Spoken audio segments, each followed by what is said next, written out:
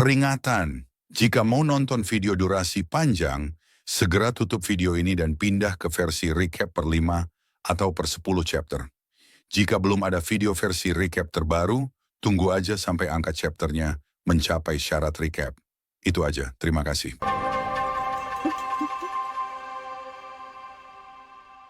Halo semuanya, selamat datang di channel Error. Kali ini, gue akan menceritakan lanjutan dari komik Freezing the World, I Built a Doomsday Safe House.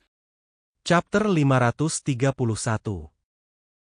Setelah di akhir chapter sebelumnya Li Guoqiang memberikan perintah untuk menebak musuh yang untuk sementara kita sebut saja dia Omen. Hue mau manggil Oren tapi itu untuk kucing sedangkan dia biip nanti aja kalian lihat. Entar spoiler, oke lanjut. Dengan pergerakan Omen yang cepat membuat para sniper kesulitan menembaknya. Karena itu di awal chapter kali ini, yang entah bagaimana para di sniper itu berhasil menebak Omen. Namun semua tembakan mereka hanya memantul dan tidak menggores Omen sama sekali. Meski begitu, pakaian yang dipakai sobek karena perlu peluru itu. Tidak diketahui apakah jas atau jubahnya juga sobek. Karena dari awal kita cuma diperlihatkan Omen sedang melepaskan jasnya di saat ditembaki. Setelah itu Meng Shucheng yang merupakan pemimpin organisasi Kota 6 yang ternyata juga berada di sana untuk menghadapi momen. Dia menyadari kalau ternyata Omen bukan mutan biasa.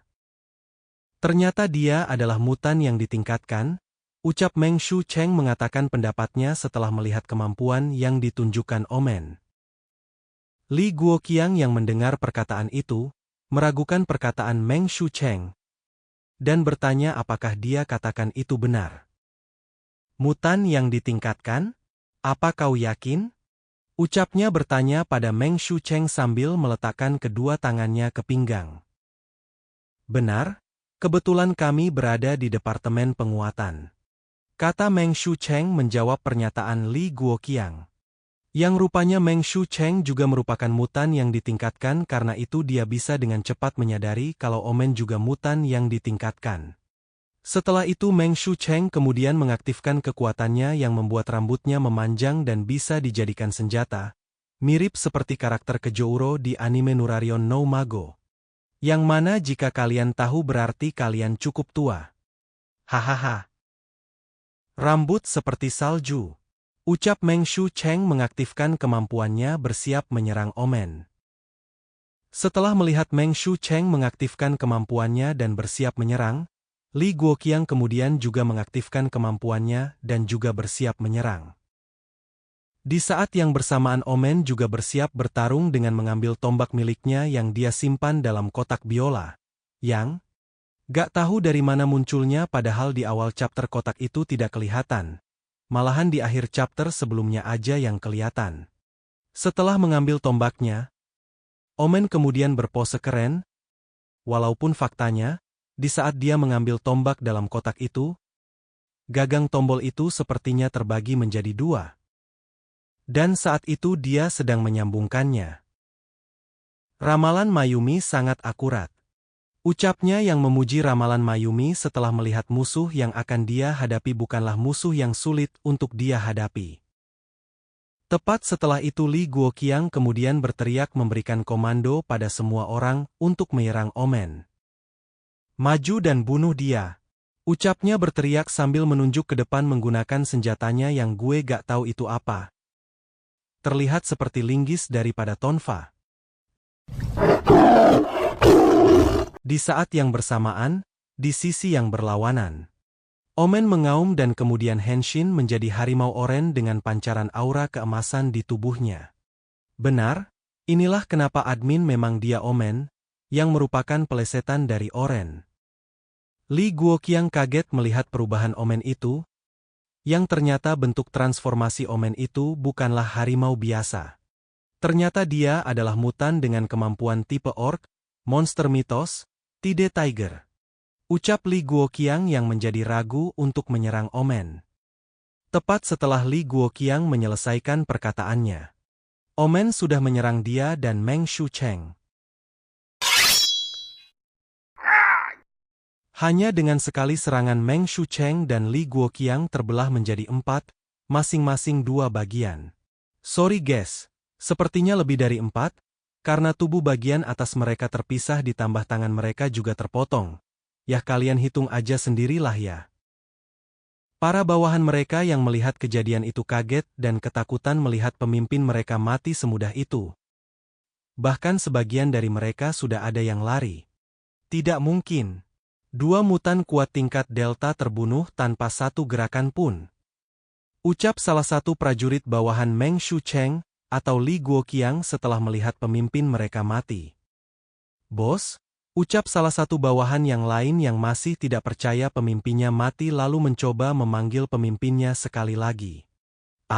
Salah satu bawahan Meng Shucheng atau Li Guoqiang yang berteriak histeris melihat pemimpinnya mati semudah itu. Lari, kata salah satu bawahan Meng Shucheng atau Li Guoqiang yang sudah berlari lebih dulu bahkan sebelum dia mengatakan lari. Setelah itu, Omen yang melihat para bawahan Meng Shucheng dan Li Guoqiang lari mencoba membunuh mereka semua, karena dia berniat menyerap semua inti kekuatan mereka. Karena kalian sudah di sini, jangan berpikir untuk pergi. Ucapnya sambil bersiap menyerang bawahan Meng Shucheng dan Li Guoqiang. Yang sudah lari terpisah-pisah mencoba menyelamatkan diri mereka masing-masing. Sementara itu di sisi lain di kantor pusat komando wilayah Jiangnan. Tu Yunlie yang melihat kejadian itu melalui monitor pengawas terkejut dan tidak menyangka kalau anggota organisasi Eclipse Moon sekuat itu.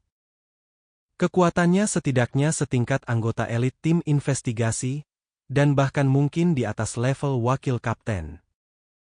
Tak heran jika monster-monster ini bisa merajalela di Kanto, dan membuat organisasi Izumo tidak berdaya melawan mereka. Kata Tu Yunlie sambil melihat monitor pengawas. Sin kemudian kembali ke tempat Omen, di mana sekarang dia sedang menyerap inti kekuatan dari semua orang yang sudah dia bunuh di sana. Sungguh pengalaman yang luar biasa. Aku sangat berharap wilayah Jiangnan bisa mengirimkan lebih banyak makanan. Sebaiknya makanan berkualitas lebih tinggi. Ucap Omen sambil mengalah mulutnya menggunakan lidahnya sendiri sepertinya harimau asli setelah selesai memangsa santapannya. Sin kemudian kembali lagi ke pusat komando wilayah Jiangnan di mana Tu Yunlie hanya bisa terdiam melihat kejadian itu.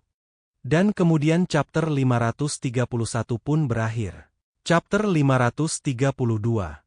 Sebelum itu gue mau membenarkan yang gue salah menduga di beberapa chapter sebelumnya. Karena gue lupa nama charnya. Yah, kakek udah tua cok gampang lupa. Hohoho. Yang ini namanya Seiichiro Jinguji yang gue panggil Takeuchi di chapter sebelumnya. Dan yang ini namanya Mayumi Takeuchi. Takeuchi. Namanya kek cowok kan? Marga keknya. Di akhir chapter sebelumnya, Tu Yunlie cuma bisa terdiam melihat Omen membunuh Meng Shucheng dan Li Guoqiang serta para bawahan mereka. Kali ini, karena tidak ada lagi yang perlu dia lihat. Dia kemudian meminta monitor pengawas dialihkan ke Peng Jialuo yang rupanya masih dihidup dan masih dengan sudah payah bertarung melawan musuh yang ternyata admin ketahui bernama Takizawa. Fokuskan pengawasannya ke Peng Jialuo. Ucap Tu Yunlie. Kemudian para pegawai yang bekerja di pusat komando wilayah Jiangnan pun memindahkan channel pengawasan berfokus ke Peng Jialuo. Baik, ucap salah satu pegawai yang bekerja di pusat komando yang langsung mengalihkan channel pengawasan ke kamera pengawas Peng Jialuo. Setelah channel pengawasan dialihkan ke Peng Jialuo, akhirnya diketahui kalau Peng Jialuo sendiri sedang bertarung melawan 2 orang. Peng Jialuo 1 lawan 2. Aku ingin harap dia bisa mendapatkan informasi yang berguna.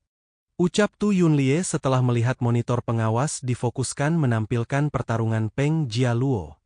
Dalam pertarungan itu, Peng Jialuo mencoba bertahan dari serangan Takizawa yang terus-terusan melemparkan koin berisi kekuatan listrik yang dia sebut meriam elektromagnetik super.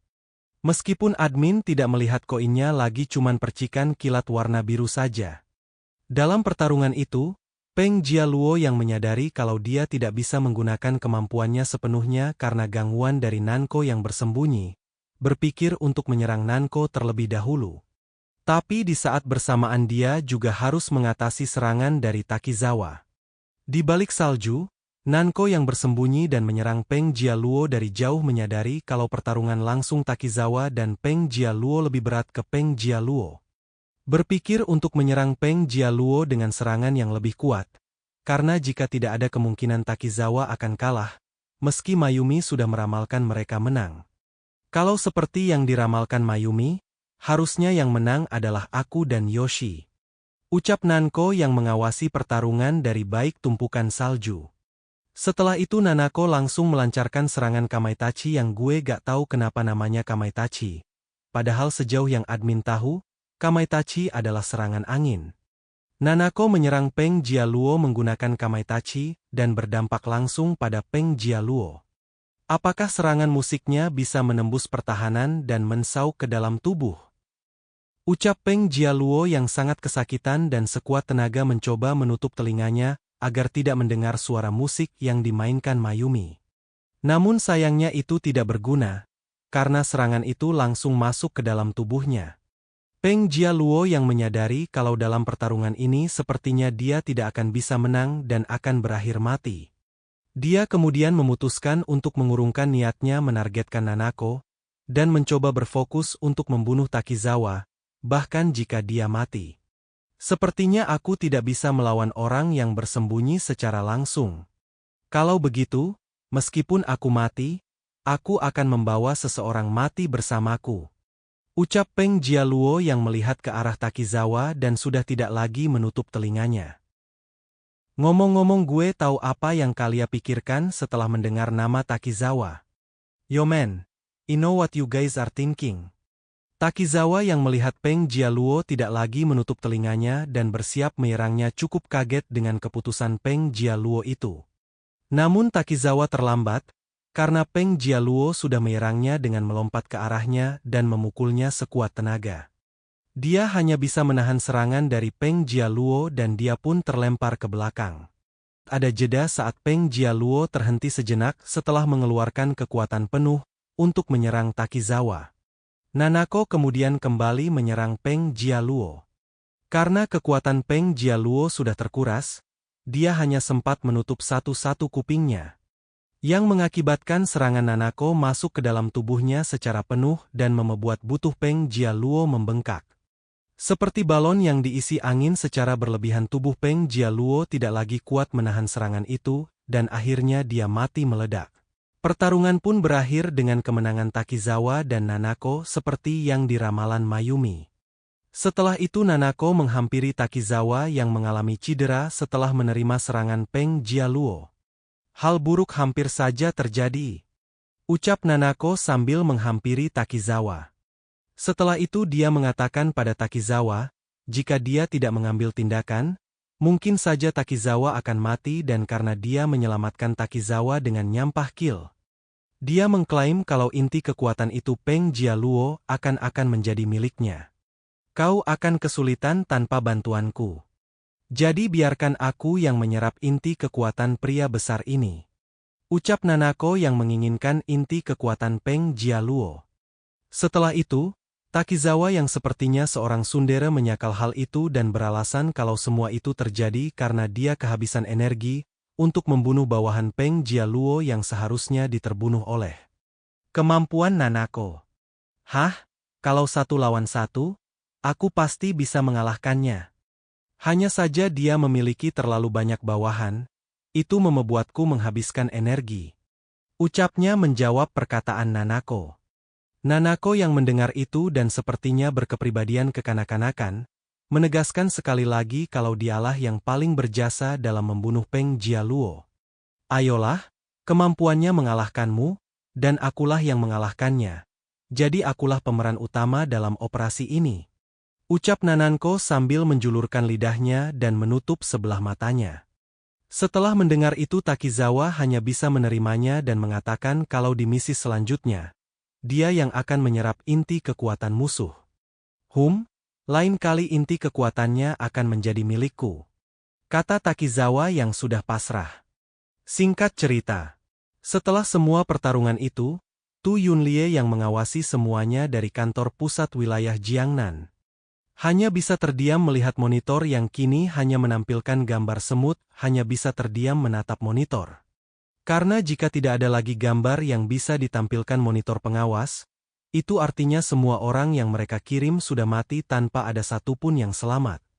Ngomong-ngomong, kenapa disebut layar semut ya? Padahal gak mirip semut. Oke, lanjut.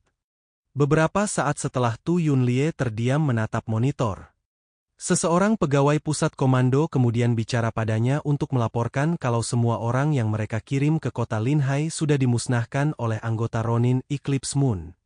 Laporkan. Ke-10 kelompok tim mutan dikirim sudah dimusnahkan. Komunikator telah menerima data analisis pertempuran antara 10 kelompok tim mutan dan anggota tim Eclipse. Kata pegawai pusat komando itu melaporkan situasi pada Tu Yunlie sambil menunjukkan flash disk di tangannya untuk diserahkan pada Tu Yunlie. Tu Yunlie yang tidak menduga kalau semua orang yang dikirim oleh wilayah Jiangnan akan dimusnahkan secepat itu hanya bisa terdiam mendengar laporan dari pegawai itu. Setelah beberapa saat, Tu Yunlie kemudian berbalik dan mengatakan kalau dia akan menghadap Panglima Zhu Zheng untuk meneruskan laporan itu. Aku mengerti. Aku akan lapor masalah ini ke Panglima Zhu Zheng. Kalian teruslah mengawasi. Ucap Tu Yunlie sambil berjalan, berniat meninggalkan ruangan pusat komando dan menghadap Zhu Zheng. Baik, ucap pegawai pusat komando itu menjawab perkataan Tu Yunlie. Ngomong-ngomong, flash diska gak diambil Cok. Kasian Bet. Kemudian chapter 532 pun berakhir. Chapter 533. Karen di chapter sebelumnya pertarungan sudah berakhir dan Tu Yunlie hanya bisa melaporkan kekalahan mereka pada Zhu Zheng. Setelah itu di chapter kali ini scene diawali di suatu tempat di kota Linhai. Di sana Seiichiro Tenguji sedang berdiri di dekat jendela karena dan mengagumi sekstabilan energi di tanah Tiongkok. Stabilitas dan ketebalan lempeng benua inilah yang ingin didapatkan oleh nenek moyang kita. Ucapnya yang mengatakan ambisi leluhur mereka yang menginginkan tanah Tiongkok. Sesaat kemudian terdengar suara seseorang sedang membuka pintu mencoba masuk ke dalam ruangan tempat Seiichiro Tenguji berada. Setelah pintu terbuka, kemudian Takizawa, Nananko dan Omen yang setelah admin buka-buka arsip ternyata dia bernama Daiko Yajin berjalan masuk ke dalam ruangan itu. Mereka bertiga berjalan beriringan menuju ruang tamu dan berniat mengobrol sambil duduk di sofa. Setelah mereka sampai di sofa dan Daiko Yajin duduk, Nanako kemudian mengukit kembali apa yang terjadi di pertarungan mereka dengan Peng Jialuo sebelumnya dengan cara membanggakan dirinya sendiri yang membunuh Peng Jialuo. Biar ku beritahu, misi ini sangat mudah. Jika bukan karena aku, Takizawa mungkin tidak akan bisa menyelesaikannya. Ucap Nanako bersikap kekanak-kanakan menyombongkan pencapaiannya setelah nyampah kill saat pertarungan melawan Peng Jialuo. Perkataan Nanako itu membuat Takizawa merasa malu dan sampai meninggikan nada bicara mencoba menghentikan Nanako. Nanako! Ucap Takizawa memanggil nama Nanako untuk menghentikannya membicarakan omong kosong. Tepat di saat itu, Udin muncul entah dari mana membawa Li Tianlong bersamanya dengan memegangi bajunya seperti membawa barang. Feng Huangyuan yang melihat Udin membawa Li Tianlong lantas bertanya apa alasan yang membuat Udin membawa Li Tianlong bersamanya. Kau membawa kembali seorang tahanan? Kata Feng Huangyuan bertanya pada Udin.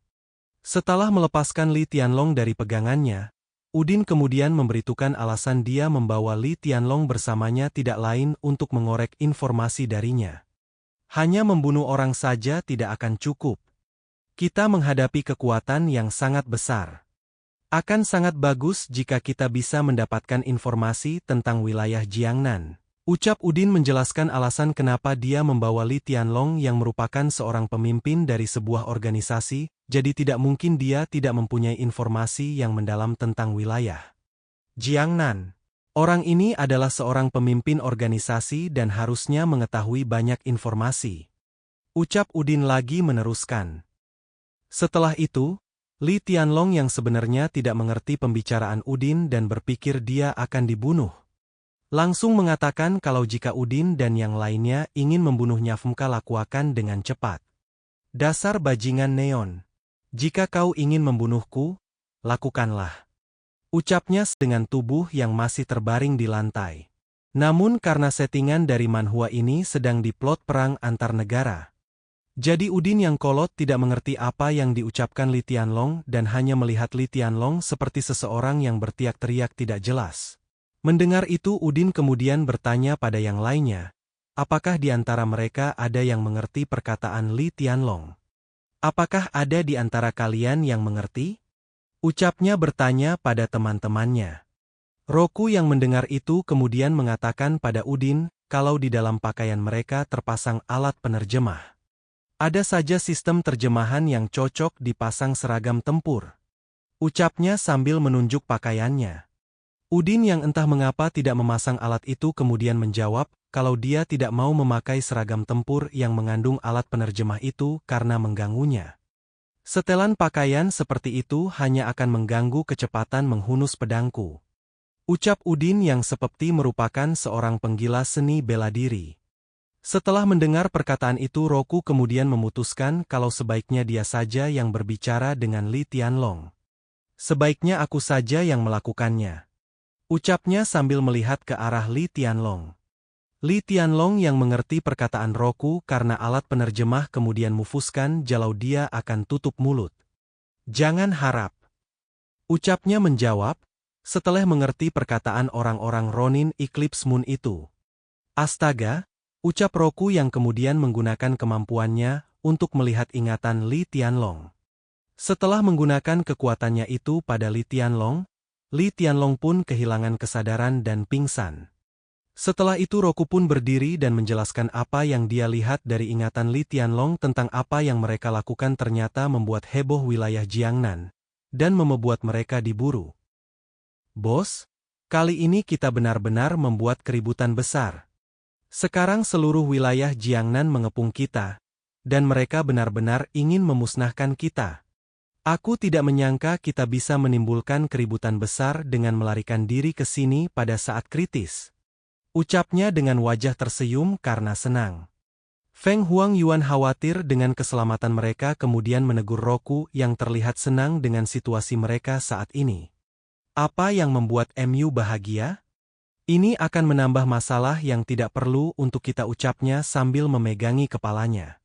Jika mereka benar-benar ingin menggunakan seluruh kekuatan mereka untuk menghadapi kita, bahkan jika Mayumi ada di sini, kita mungkin tidak akan bisa melarikan diri tanpa cedera. Ucap Feng Huangyuan lagi menegaskan kalau situasi ini cukup berbahaya untuk mereka. Mendengar perkataan Feng Huangyuan, Roku yang sudah mengetahui semua yang terjadi di wilayah Jiangnan melalui ingatan Li Tianlong kemudian menjelaskan suatu wilayah Jiangnan saat ini. Jangan khawatir Paman Feng Huangyuan, aku sudah memastikannya. Dari 6 tim investigasi teratas di wilayah Jiangnan, hanya tersisa 2 yang ada di markas besar, dan salah satu dari mereka baru saja kehilangan efektivitas tempur tingkat kapten. Sekarang adalah kesempatan terbaik kita. Ucapnya yang menjelaskan pada semua orang dengan percaya diri sambil memegangi kacamatanya. Seiichiro Jinguji yang mendengar perkataan itu kemudian meminta Roku menjelaskan tentang situasi apa yang dia lihat dari ingatan Li Tianlong lebih detail. Roku, beritahu aku tentang ingatan yang kau lihat. Ucap Seiichiro Jinguji dengan wajah serius. Roku yang mendengar perkataan pemimpin mereka itu kemudian menjelaskan pada semua orang tentang situasi sebenarnya wilayah Jiangnan. Masih ada 13 kota di wilayah Jiangnan yang dijaga oleh organisasi mutan berskala besar. Di antaranya markas besar mereka adalah kota Blizzard. Bla bla bla ucapannya yang tidak ditampilkan dengan detail karena memakan waktu. Singkat cerita setelah Roku menjelaskan semua yang dia ketahui melalui ingatan Li Tianlong. Seiichiro Jinguji pun mengetahui kalau 10 tim yang mereka bunuh sebelumnya rupanya bukanlah kekuatan utama kota wilayah Jiangnan. Mereka yang menyerang kita hari ini seharusnya adalah pasukan dari 12 kota terluar. Ancaman sebenarnya adalah pasukan resmi dari kota Blizzard. Dengan cepat dia menyadari kalau serangan itu hanyalah umpan meriam bagi kota Blizzard untuk mendapatkan informasi. Dilihat dari tindakan kota Blizzard, mereka mungkin tidak ingin kehilangan pasukan elitnya. Karena itu mereka mengirimkan pasukan dari luar kota Blizzard untuk menghadapi kita. Ucap Seiichiro Jinguji menyimpulkan kembali situasi yang terjadi setelah mendapat informasi dari ingatan Li Tianlong. Mendengar itu Feng Huangyuan kemudian menimpal perkataan Seiichiro Jinguji. Dengan kata lain, kita punya kesempatan untuk negosiasi. Ucap Feng Huangyuan yang mengerti maksud dari kesimpulan Seiichiro Jinguji. Seakan mendapatkan jakopot Seiichiro kemudian dengan senang mendapatkan titik terang agar mereka berhasil menjajah Tiongkok. Sebelum pengepungan ini, kita mungkin tidak punya kesempatan untuk bernegosiasi dengan kota Blizzard. Tapi sekarang, kita menggunakan kekuatan kita untuk memberitahu mereka bahwa jika mereka tidak ingin kalah, maka negosiasikan saja. Ucap Seiichiro Jinguji sambil mengembangkan tangannya saking senangnya. Kemudian chapter 533 pun berakhir. Chapter 534. Setelah kelompok Eclipse Moon mengetahui situasi wilayah Jiangnan, mereka mencoba menduduki tanah Tiongkok tanpa melakukan perang besar-besaran. Setelah Feng Huangyuan mendengar rencana Seiichiro Tenguji, dia kemudian meragukan kemungkinan negosiasi akan dikirimkan wilayah Jiangnan mengingat pasukan investigasi utama mereka belum dikirimkan. Tapi menurutku mereka tidak akan menyetujui permintaan kita dengan mudah. Lagi pula, pasukan elit mereka yang sebenarnya belum dikirimkan. Ucapnya menjawab perkataan Seiichiro Tenguji di akhir chapter sebelumnya. Menurut Feng Huangyuan, wilayah Jiangnan sekarang sudah mengetahui informasi tentang kekuatan mereka. Sudah pasti mereka akan mengirimkan tim investigasi mereka yang kuat karena sudah dapat memperkirakan cara untuk mereka menang. Kali ini, mereka mengirim barisan depan hanya untuk menguji kekuatan kita. Serangan berikutnya, mereka mungkin akan mengirim tim investigasi utama mereka. Ini mungkin pertarungan yang sulit. Ucap Feng Huangyuan dengan wajah serius karena dia memahami betapa sulitnya pertarungan mereka di pertemuan selanjutnya. Seiichiro Tenguji yang seperti merupakan orang yang suka tantangan seperti yang dikatakan Feng Huangyuan di chapter sebelumnya. Dan sepertinya dia juga memegang kepercayaan kalau di balik kesulitan ada kemudahan. Meyakinkan kalau memang ini adalah jalan yang harus mereka lalui. Bukankah itu sesuatu yang harus kita lalui? Jika kita ingin mengakar di negeri ini, kita harus melalui perjuangan yang sengit. Ucapnya dengan percaya diri. Kemudian bagai Christopher Columbus yang seorang penjelajah dunia baru. Dia berpikir jika dia dan kelompoknya Eclipse Moon berjuang untuk mendapatkan tanah di Tiongkok, mereka akan berjasa bagi negara mereka, terkenal dan menjadi legenda. Pria yang menemukan dunia baru mati dalam pertempuran dengan penduduk asli, namun kematiannya mengubah peta dunia dan membawa keuntungan besar untuk negaranya. Ucap Seiichiro Tenguji yang sepertinya mereka ini memang dirikim oleh negara Neon, untuk menjajah Tiongkok, namun negara Neon menolak mengakui mereka karena akan membuat masalah diplomatik. Kita akan tercatat dalam sejarah sebagai pelopor. Ucap Seiichiro Tenguji lagi menambahkan sambil menggenggam tangannya. Perkataan itu memancing semangat anggota Eclipse Moon yang lain yang membayangkan keuntungan yang mereka dapat jika berhasil. Benar, bos. Kita akan jadi pelopornya. Kita akan menikmati negeri ini lebih dulu. Ucap Roku dengan penuh semangat. Udin yang juga termotivasi karena perkataan Seiichiro Tenguji kemudian mengatakan sesuatu tentang kepribadian samurai. Samurai tidak pernah mundur. Ucapnya. Aku sudah tidak sabar. Ucap Nananko juga termakan bujukan Seiichiro Tenguji. Setelah itu Seiichiro Tenguji mengatakan sesuatu lagi untuk meyakinkan dan menenangkan semua orang. Terlebih lagi, kita masih memiliki kartu truf, dan keberuntungan akan selalu berpihak pada kita. Ucap Seiichiro Tenguji sambil melihat ke arah Mayumi, mengisyaratkan kalau Mayumi dan kemampuannya lah kartu truf itu. Tetap setelah Seiichiro Tenguji selesai mengatakan keinginannya pada semuanya orang. Roku kemudian mempertanyakan tentang apakah Li Tianlong tidak dibunuh, karena mereka sudah mendapat informasi dari ingatannya. Jadi secara logika dia sudah tidak berguna lagi. Apa orang ini masih berguna? Jika tidak, aku akan menyerapnya. Ucap Roku bertanya sambil menunjuk Li Tianlong yang tergeletak di lantai. Mendengar itu Seiichiro Tenguji kemudian mengatakan sesuatu yang cukup mengejutkan. Jangan, dia masih berguna. Kita harus mengembalikannya dan membiarkan dia menyampaikan pesan kepada petinggi wilayah Jiangnan. Ucapnya yang berniat menjadikan Li Tianlong sebagai pengantar pesan pada wilayah Jiangnan. Karena Li Tianlong sendiri sudah dikalahkan dengan mudah. Bayangan tentang kekuatan Eclipse Moon akan semakin membuat orang takut. Kita adalah orang yang cinta damai dan tidak suka berkelahi serta membunuh. Akan sangat bagus jika kita bisa bernegosiasi secara damai. Ucap Seiichiro Tenguji lagi menambahkan sambil melihat ke atas. Singkat cerita Sin kemudian beralih ke kota Blizzard, tepatnya di ruangan Zhu Zheng. Tu Yunlie datang menghadap Zhu Zheng untuk melaporkan semua yang terjadi. Tentu saja dia membawa dokumen laporannya. Namun kita tidak tahu apakah flash disk kemarin dia bawa atau tidak. Seperti yang sudah terjadi kita ketahui. Dalam lampiran laporan itu, diketahui kalau 10 tim orang yang dikirim oleh wilayah Jiangnan sudah dimusnahkan. Setelah membaca laporan itu Zhu Zheng berteriak dan memukul meja karena tidak percaya apa yang telah dia lihat di laporan itu. Mustahil, ucap Zhu Zheng sambil memukul meja. Tidak peduli sekuat apa kuat tim Eclipse Moon, mereka tidak mungkin memusnahkan 10 tim mutan kita semudah itu. Bahkan tim investigasi kita pun tidak bisa melakukannya.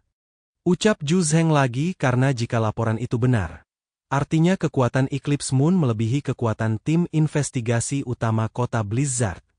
Setelah mendengar perkataan dan melihat tingkah Zhu Zheng itu, Tu Yunlie menjelaskan kalau itu mungkin saja bisa terjadi jika beberapa syarat terpenuhi. Menurut akal sehat, hal itu memang tidak mungkin. Karena itu saya mencurigai pihak lain mempunyai informasi tentang kita. Entah karena Zhu Zheng terlalu banyak punya pekerjaan, atau karena Sia memang bodoh, hingga tidak mengerti maksud dari perkataan Tu Yunlie. Zhu Zheng yang tidak mengerti maksud dari perkataan itu kemudian meminta Tu Yunlie langsung mengatakan apa yang dia pikirkan secara gamblang. Jika ada yang ingin kau katakan, katakan saja, jangan membuatku tebak-tebakan. Ucap Zhu Zheng memberi perintah. Setelah itu Tu Yunlie menjelaskan pada Zhu Zheng apa maksud dari perkataannya. Hanya ada 2 kemungkinan sekarang. Ada pengkhianat di kelompok kita dan membocorkan informasi serta lokasi 10 tim mutan. Atau musuh punya kemampuan untuk mendeteksi dan secara akurat memahami tindakan dan tim yang kita kirimkan. Ucap Tu Yunlie menjelaskan kesimpulan yang dia dapatkan setelah menganalisis pertarungan 10 tim mutan yang mereka kirim dengan anggota Ronin Eclipse Moon.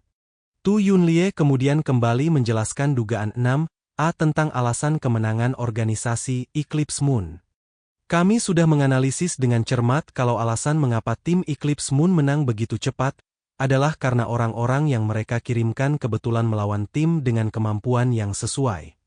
Ucap Tu Yunlie lagi yang kemudian melanjut penjelasannya tentang kecocokan kekuatan super dengan musuh biasa membuat seorang mutan tidak bisa mengeluarkan kekuatan bertarungnya secara penuh bahkan. Biasa saja membuat mutan itu tidak lebih dari orang biasa. Dalam pertemuan mendadak kita harus cepat memahami kemampuan musuh. Jika kemampuan super kita tertahan karena tidak bertemu dengan musuh alami, efektivitas tempur kita akan sangat berkurang. Dan bahkan menjadi orang yang tidak berguna. Ucap Tu Yunlie menjelaskan pada Zhu Zheng yang admin tidak mengerti kenapa dia tidak mengerti hal ini padahal dia seorang jenderal. Ahem, titipan siapa lu? Dia kemudian mengatakan lagi kecurigaannya pada negara Neon yang tidak mau memberikan informasi tentang organisasi Eclipse Moon pada mereka. Kita jadi sangat pasif karena orang-orang licik itu menolak memberikan informasi penting dengan alasan organisasi Eclipse Moon bukanlah milik negara Neon secara resmi. Ucap Tu Yunlie memberikan isyarat pada Zhu Zheng kalau masalah hal ini cukup aneh. Setelah semua penjelasan Tu Yunlie yang menurut admin sudah panjang lebar dan sangat jelas. Zhu Zheng yang mendengar itu kemudian bertanya apa hubungannya itu dengan organisasi Eclipse Moon, dan apakah kota Blizzard tidak mampu mengalahkan mereka. Lalu kenapa? Merek hanya organisasi ilegal. Apa kita tidak bisa menyingkirkannya? Ucap Zhu Zheng dengan wajah bodohnya. Setelah itu dia mengatakan kalau masalah organisasi Eclipse Moon ini sudah menarik perhatian banyak bengara lain, dan jika mereka kalah itu akan sangat memalukan. Banyak negara dan wilayah lain yang sekarang mengetahui hal ini, dan mereka semua menunggu dan mengawasi kita. Jadi kita harus memenangkan pertempuran ini dengan indah dan membiarkan mereka melihatnya. Ucap Zhu Zheng menjelaskan pada Tu Yunlie dengan wajah serius. Setelah itu dia kemudian melanjutkan perkataannya. Tidak semua kucing dan anjing bisa datang dan membuat masalah di negara kita ini. Kata Zhu Zheng yang menjelaskan kalau dia tidak bisa membiarkan orang nerga lain masuk ke Tiongkok dan bertindak seenaknya. Kemudian chapter 534 pun berakhir. Chapter 535. Scene diawali di kantor Zhu Zheng di mana di akhir chapter sebelumnya, Zhu Zheng dan Tu Yunlie membahas rencana mereka selanjutnya untuk memusnahkan Ronin Eclipse Moon. Karena 10 tim yang sebelumnya mereka kirim telah dimusnahkan. Singkat cerita, setelah Tu Yunlie mendengar perkataan Zhu Zheng di akhir chapter sebelumnya, dia yang ingin terjun langsung ke sana untuk memusnahkan para Ronin Eclipse Moon meminta izin pada Zhu Zheng untuk pergi ke sana. Panglima Zhu Zheng, saya mohon Anda untuk mengizinkan saya secara pribadi pergi ke kota Linhai untuk memusnahkan kelompok Ronin ini. Ucap Tu Yunlie dengan penuh semangat. Zhu Zheng yang tidak mau mengirim para elitnya ke sana dengan alasan kalau keberadaan mereka untuk kota Blizzard terlalu penting untuk dikirim ke kota Linhai. Tidak, kau dan pasukan Black Robe adalah kekuatan terpenting yang menjaga kota Blizzard, dan kau tidak boleh pergi. Ucapnya dengan tegas menolak permintaan Tu Yunlie yang ingin pergi ke kota Linhai sambil mengipaskan tangannya. Dia kemudian membahas tentang kekuatan para mutan di luar kota Blizzard terlalu lemah untuk mengatasi masalah kali ini. Jadi dia berniat mengirim beberapa tim investigasi utama ke kota Tianhai. Kekuatan mutan dari luar kota Blizzard masih terlalu lemah.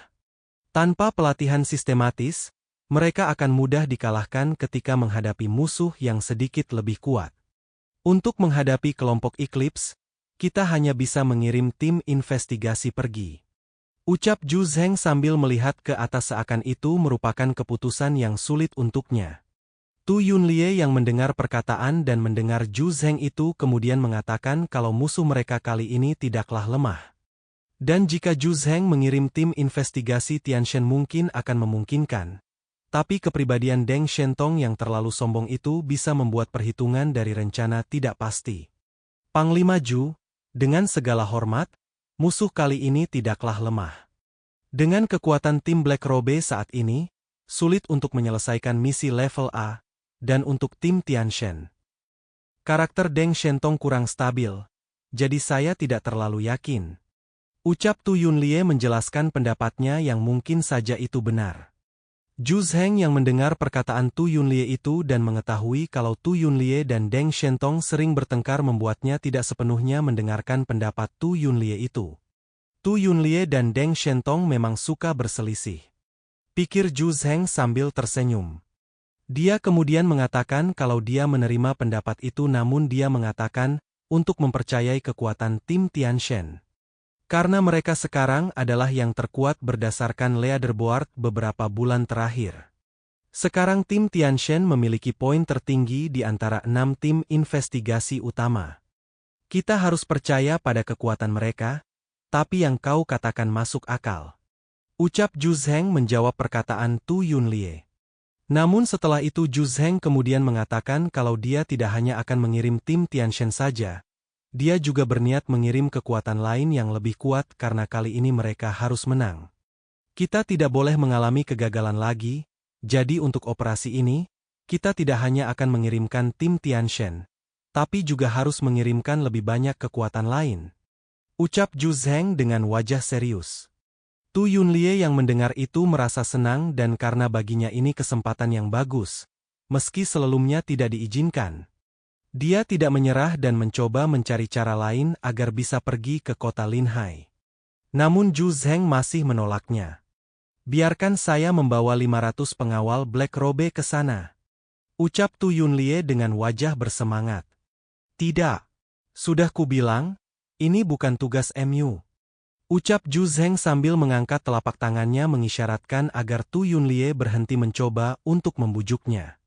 Setelah penolakan Zhu Zheng itu, Tu Yunlie masih tidak menyerah dan tidak ingin menguatkan kesepakatan ini.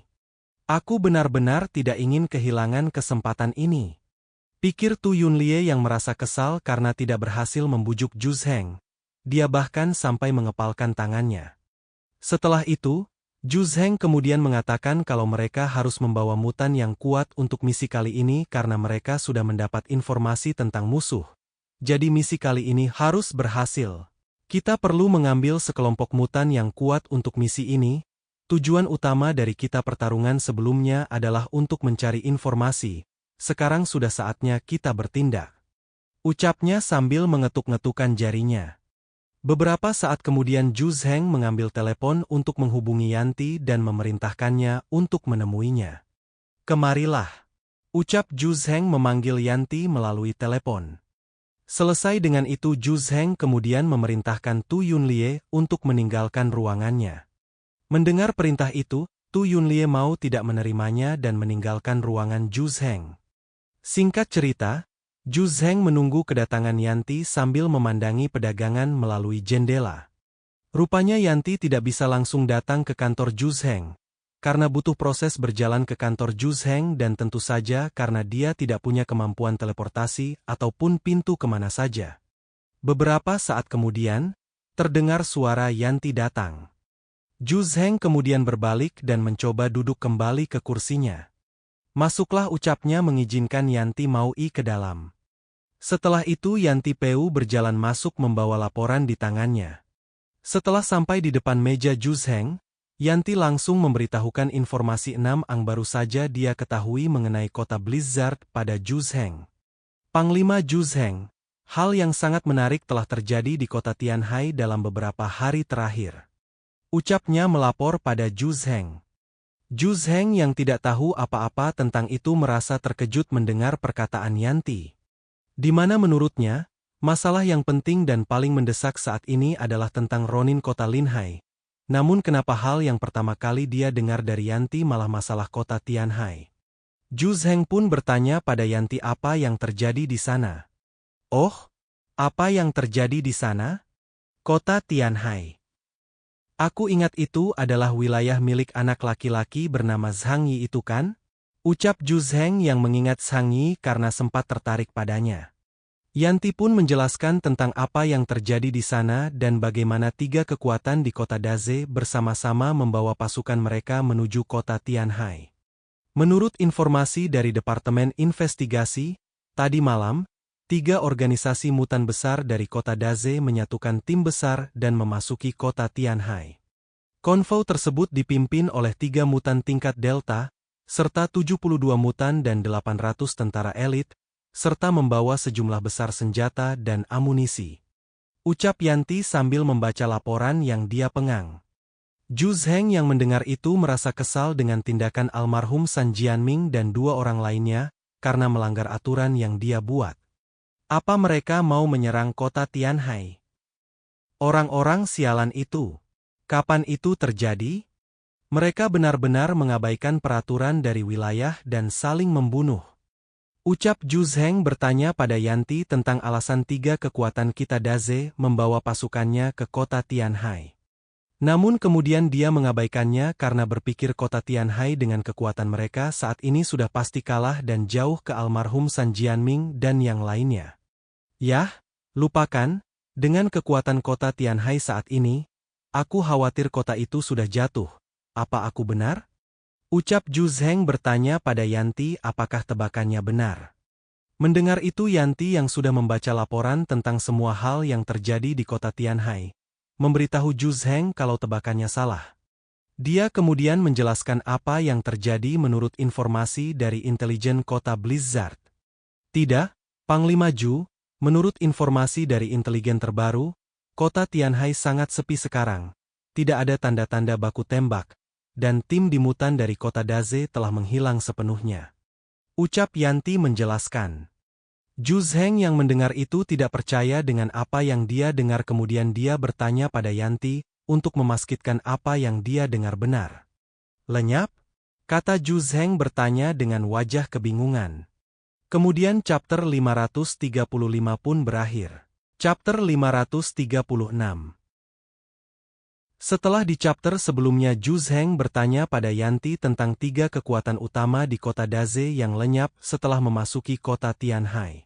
Yanti kemudian memberitahu lagi kalau perkataannya tidak salah, almarhum San Jianming dan 2 pemimpin kota lainnya beserta pasukannya lenyap setelah memasuki kota Tianhai. Benar, mereka lenyap. Kami mencoba menghubungi mereka tetapi kami tidak mendapat respons. Ucap Yanti menegaskan. Setelah itu Yanti melanjutkan penjelasannya kalau mereka sudah melakukan pengecekan melalui satelit tapi tidak melihat orang-orang kota Daze. Bahkan saat menggunakan satelit untuk memindai seluruh kota Tianhai, tidak ditemukan tanda-tanda konvo besar. Ucap Yanti lagi menjelaskan. Ngomong-ngomong gue udah tahu nama asli Yanti cuman keknya lebih enak Yanti deh. Hahaha.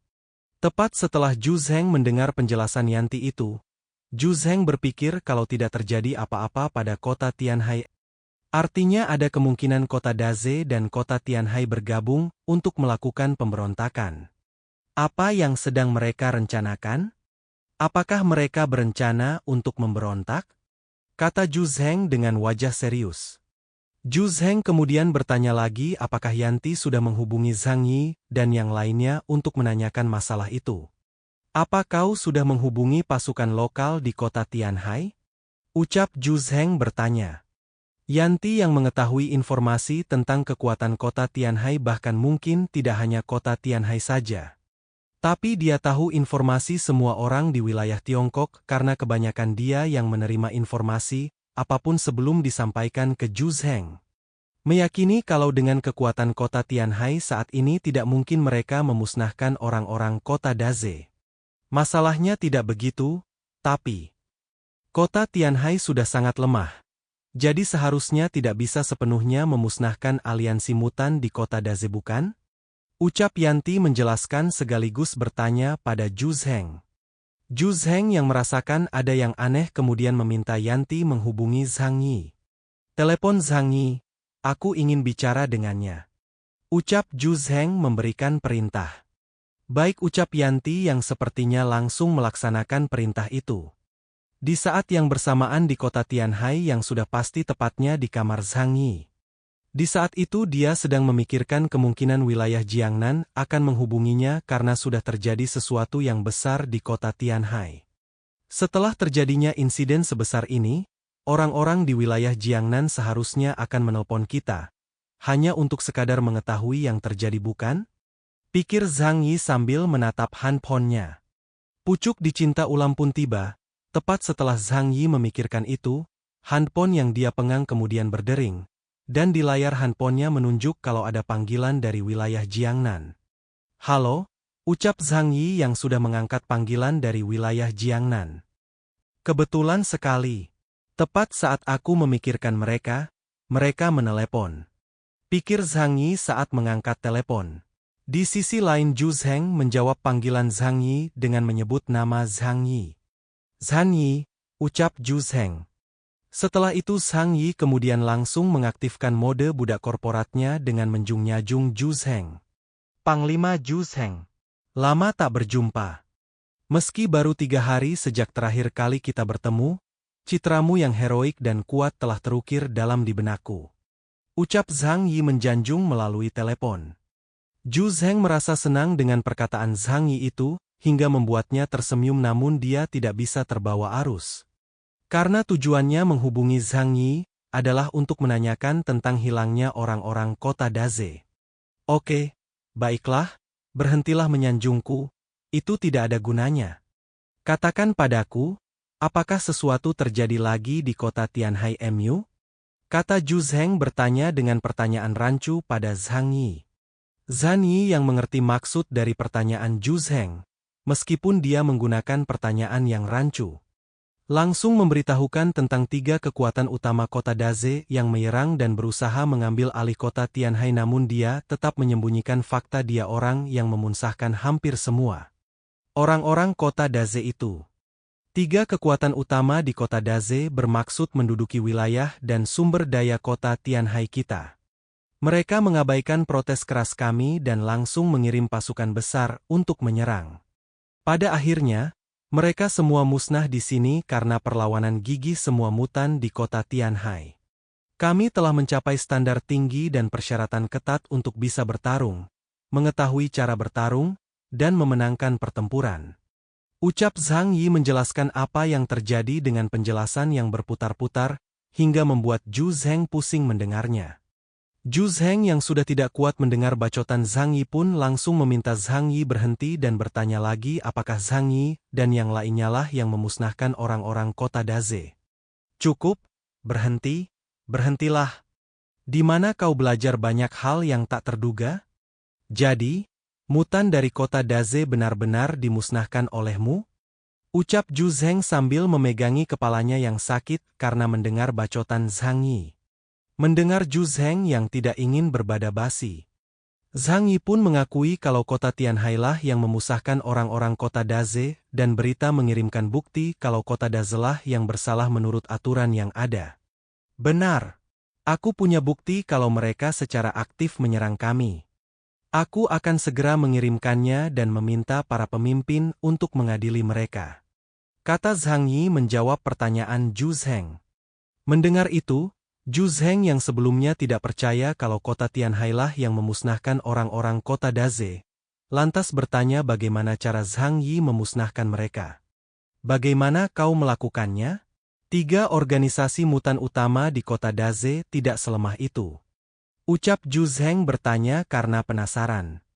Zhang Yi yang sudah pasti tidak akan mengatakan hal yang sebenarnya pun menjelaskan pada Zhu Zheng, kalau dia tidak bisa mengatakannya dengan cara yang bisa diterima Zhu Zheng. Panglima Zhu Zheng, kami juga punya rahasia sendiri. Itu merupakan dasar untuk bertahan hidup. Mohon maaf karena tidak mengatakannya. Lagi pula, kau juga tahu situasi terkini di kota Tianhai, dan kami juga butuh cara untuk menyelamatkan hidup kami. Ucap Zhang Yi dengan santainya. Sebagai wilayah berkuasa dan panglima tertinggi, Zhu Zheng menanyakan pada Zhang Yi apakah perlu sampai merahasiakan itu dari kota Blizzard. Kau merahasiakan itu dari kami juga? Ucapannya bertanya dengan sedikit menekankan kalau Zhang Yi ataupun kota Tianhai berada di bawah dirinya dan kota Blizzard. Dengan santai Zhang Yi pun menjawab dengan alasan kalau itu untuk bertahan hidup. Mohon maaf karena kami tidak ingin risiko apapun, dan ini bukan karena tidak menghormati Anda. Ucap Zhang Yi menjawab. Baiklah, lagi pula aku hanya penasaran. Kata Zhu Zheng sambil tersenyum karena menurutnya dia bisa saja mengetahuinya nanti jika melakukan penyelidikan. Zhang Yi yang mendengar itu berpikir, meskipun nanti Zhu Zheng menyelidikinya, dia yakin Zhu Zheng tidak akan menemukan apapun. Aku khawatir bahkan jika kau menyelidikinya, kau tidak akan menemukan apapun. Pikir Zhang Yi senang sambil tersenyum jahat. Namun tepat setelah itu kesenangan Zhang Yi pun hilang setelah Zhu Zheng memintanya untuk datang ke kota Blizzard. Ngomong-ngomong, datanglah ke kota Blizzard dalam 2 hari ke depan. Ada sesuatu yang perlu kau lakukan. Ucap Zhu Zheng memberikan perintah. Zhang Yi yang tidak ingin pergi ke sana setelah apa yang dialaminya di kota Blizzard, ditambah kota Tianhai baru saja selesai berperang membuatnya semakin tidak ingin pergi ke sana. Ke sana lagi? Pikir Zhang Yi dengan perasaan hampa. Aku benar-benar tidak ingin ke sana. Pikirannya lagi, lalu dia beralasan tidak bisa pergi karena sibuk pasca perang. Tapi, kami baru saja selesai berperang, dan kami masih punya banyak hal yang harus dilakukan. Ucap Zhang Yi sambil mengaduk samping wajahnya. Zhu Zheng yang tahu itu hanya alasan Zhang Yi tetap meminta Zhang Yi untuk datang. Datanglah sendiri. Kata Zhu Zheng memaksa namun dalam pikirannya dia berpikir dia harus mengirim Zhang Yi ke misi pemusnahan Ronin. Setelah dia mengetahui kekuatan Zhang Yi. Awalnya aku benar-benar meremehkan Zhang Yi.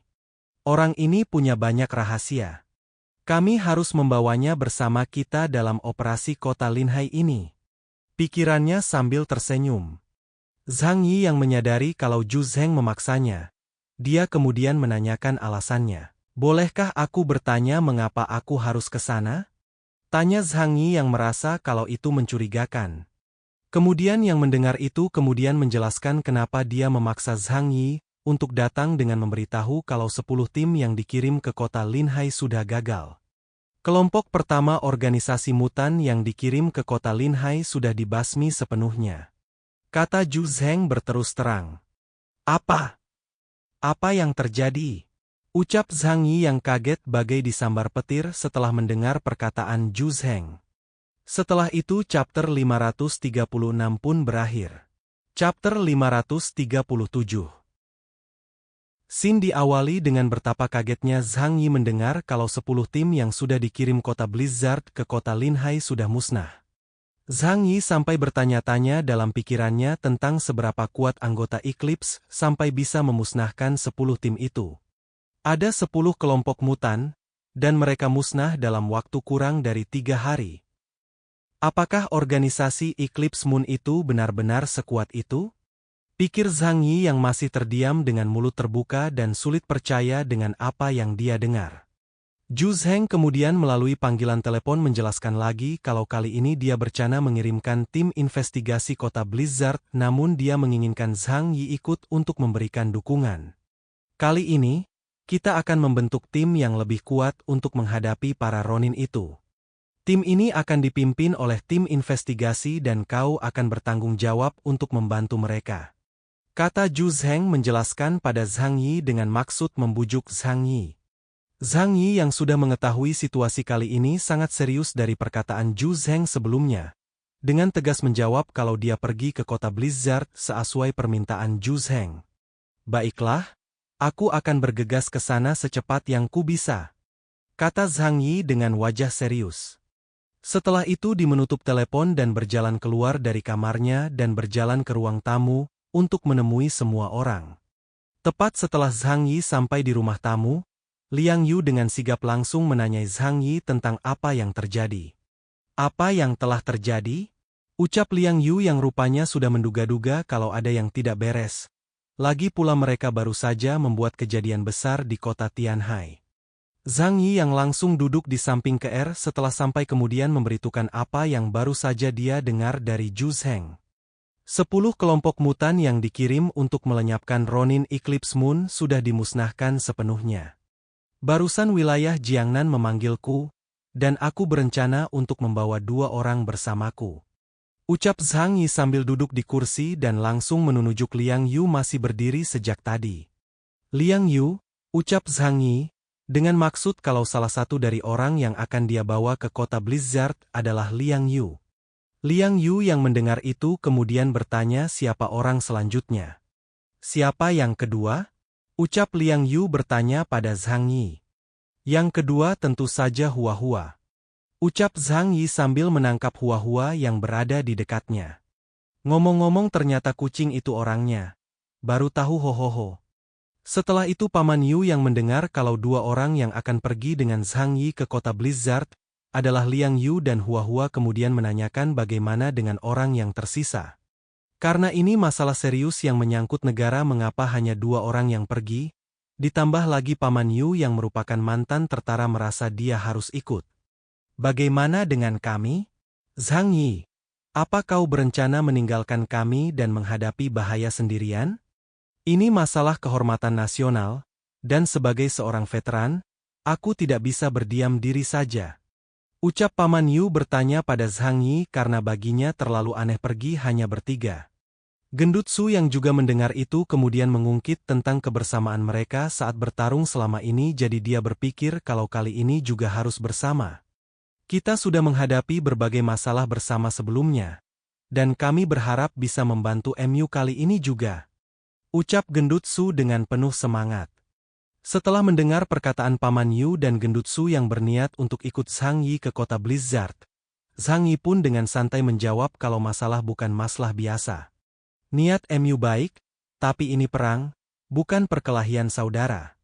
Kata Zhang Yi menjelaskan sambil mengelus Hua Hua yang berada di pangkuannya.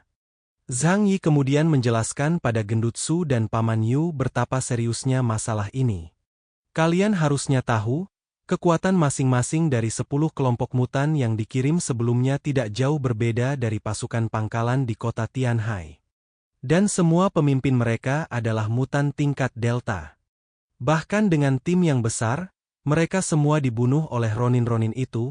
Apakah menurutmu kau tidak akan menjadi umpan meriam jika kamu pergi ke sana? Kata Zhang Yi menjelaskan secara halus kalau 10 mutan tingkat Delta sudah mati di tangan para Ronin Eclipse Moon, yang artinya mutan di bawah tingkat Delta hanya akan menjadi sasaran empuk. Paman Yu yang mengerti maksud dari perkataan Zhang Yi dan menyadari kalau dirinya yang masih di tingkat Gamma tidak akan bisa berbuat apa-apa jika ikut ke sana. Aku sekarang di tingkat Gamma LV3. Lupakan saja, bos. Kalau kau tidak membiarkanku pergi maka aku tidak akan pergi. Kata Paman Yu yang lesu setelah mengetahui maksud Zhang Yi.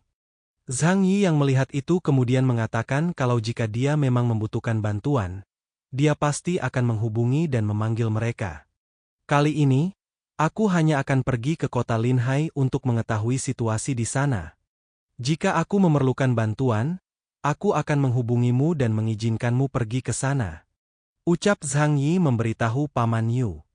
Paman Yu yang tadinya lesu kemudian kembali bersemangat dan memberitahu Zhang Yi kalau dia akan menunggu Zhang Yi memanggilnya. Baiklah, kau harus ingat untuk memanggilku jika sudah waktunya. Ucap Paman Yu menjawab dengan penuh semangat. Tentu saja. Ngomong-ngomong, tolong gantikan aku memberitahu masalah ini pada pangkalan lainnya. Aku harus segera ke sana. Ucap Zhang Yi yang setuju akan memanggil Paman Yu dan Gendutsu jika diperlukan dan menyerahkan masalah lain pada mereka sebelum dia pergi. Setelah itu KR yang sejak tadi duduk di samping Zhang Yi kemudian memberitahukan pendapatnya pada Zhang Yi. Mengapa aku merasa misi ini akan sangat berbahaya? Apakah musuh kali ini sangat kuat? Bukankah mereka hanya 13 orang? Ucap KR bertanya berdasarkan intuisi wanitanya. Ingat guys, intuisi wanita sering benar. Zhang Yi yang belum mengetahui apapun tentang organisasi Ronin Eclipse Moon tidak bisa menjawab dengan pasti namun berharap kota Blizzard mempunyai informasi itu dan sudah punya rencana untuk menghadapi para Ronin Eclipse Moon itu. Aku tidak punya informasi apapun tentang organisasi Eclipse. Jadi aku hanya bisa menunggu dan melihat setelah pertempuran ini, apakah wilayah Jiangnan sudah mengumpulkan informasi lengkap atau tidak. Kata Zhang Yi menjawab KR sambil menggelengkan kepalanya. Yang Mi yang mendengar semua itu dan juga menyadari kalau situasi kali ini berbeda dari semua hal yang terjadi sebelum merasa cemas dan mengkhawatirkan keselamatan Zhang Yi kemudian mengatakan. Kekhawatirannya itu. Kita akan berperang lagi? Aku benar-benar khawatir sesuatu akan terjadi padamu. Ucap Yang Mi sambil memegangi lengan Zhang Yi. Zhang Yi yang mendengar itu dan melihat wajah cemas Yang Mi kemudian mencoba menenangkannya dengan meyakinkan kalau semuanya akan baik-baik saja. Jangan khawatir, aku dan Liang Yu akan baik-baik saja. Ucap Zhang Yi sambil memeluk Yang Mi ngomong-ngomong hua-hua gak diabut sebut. Oke lanjut. Kalau begitu kau harus melindungi diri MU sendiri. Kata Yang Mi lagi yang meminta Zhang Yi untuk meyakinkannya. Tentu saja, kata Zhang Yi sambil mengelus kepala Yang Mi. Zhang Yi yang berniat segera pergi ke kota Blizzard kemudian berpamitan dan menyerah perlindungan dan hal lainnya di shelter pada Paman Yu dan Gendutsu. Baiklah, aku harus pergi sekarang. Aku serahkan perlindungan rumah ini padamu. Ucap Zhang Yi pada Paman Yu sebelum berdiri. Jangan khawatir, serahkan padaku dan Fatisu. Ucap Paman Yu menjawab perkataan Zhang Yi. Singkat cerita Zhang Yi yang sudah berganti pakaian dengan pakaian MC-nya bersama dengan Liang Yu dan Hua-Hua berjalan keluar shelter menuju mobil salju. Tepat beberapa meter dari sebelum mereka masuk mobil salju, Liang Yu kemudian memanggil Zhang Yi dengan ragu-ragu. Sang. Ucap Liang Yu yang tidak bisa memanggil nama Zhang Yi dengan lengkap karena merasa ragu. Zhang Yi yang mendengar panggilan Liang Yu yang tidak lengkap itu kemudian menoleh dan meminta Liang Yu untuk mengatakan apa yang dia pikirkan tanpa ragu. Jika ada yang ingin kau tanyakan, katakan saja. Kata Zhang Yi meyakinkan Liang Yu yang merasa ragu dengan apa yang ingin dia katakan. Zhang Yi, jika suatu hari nanti, Kami tak lagi berharga bagimu, apakah kau akan meninggalkan kami? Tanya Liang Yu pada Zhang Yi, yang terpikirkan Zhang Yi akan meninggalkan mereka. Yang rupanya Liang Yu baru terpikirkan hal itu setelah kejadian hari ini. Kemudian chapter 537 pun berakhir. Chapter 538.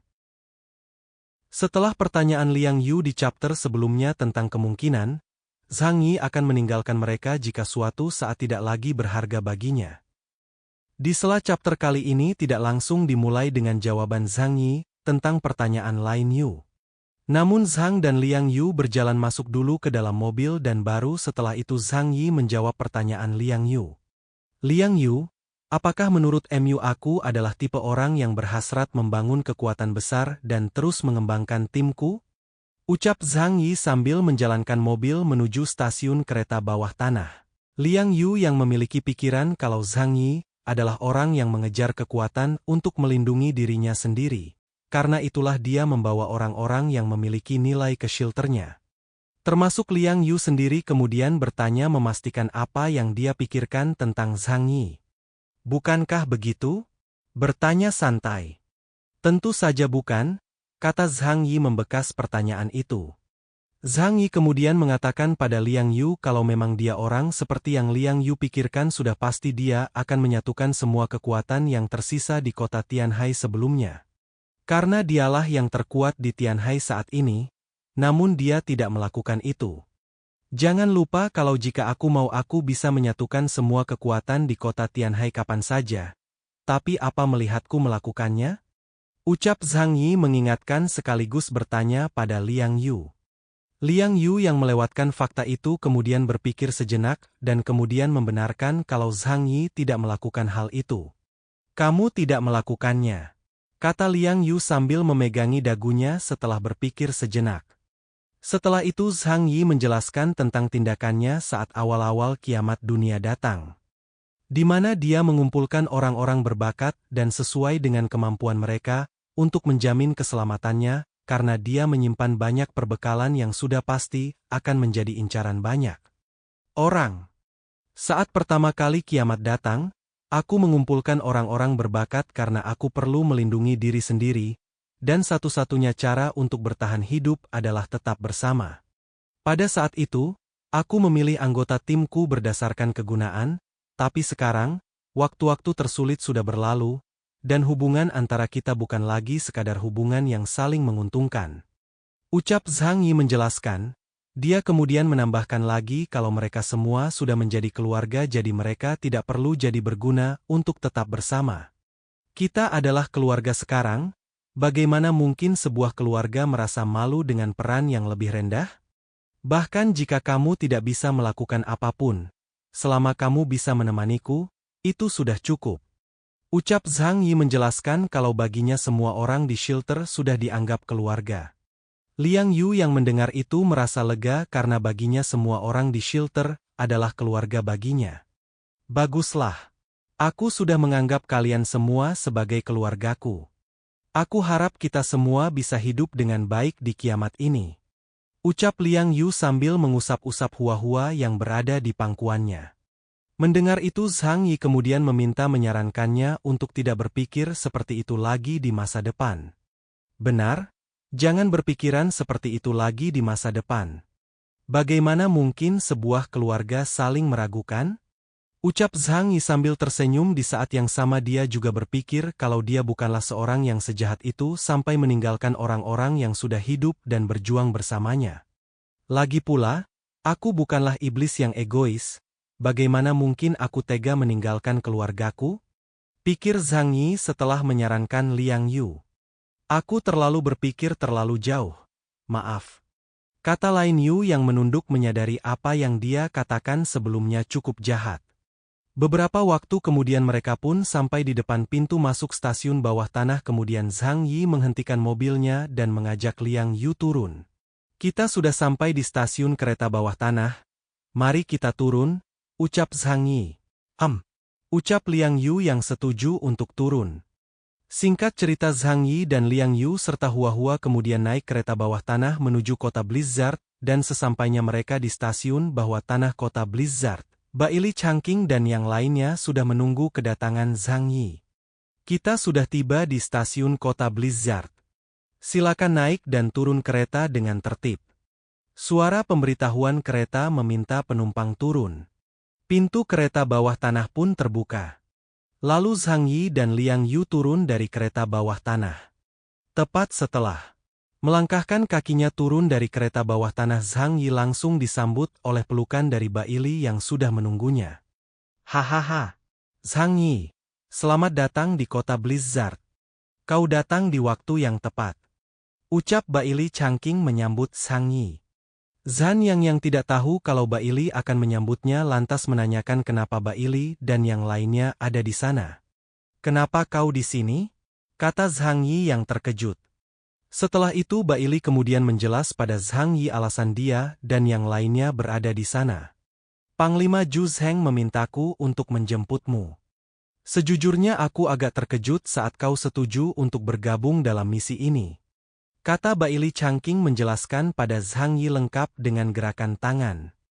Zhang Yi yang merupakan MC dari manhwa ini menyadari kalau ini perlakuan yang tidak wajar dari Zhu Zheng, berpikir kalau ini pasti ada hubungannya dengan kejadian tentang kota Daze sebelumnya.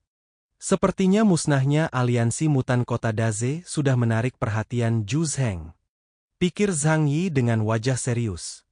Setelah itu dia bertanya pada Bali kalau tidak mungkin dia bisa menolak panggilan langsung dari Zhu Zheng. Dia tambah lagi situasi kali ini cukup serius.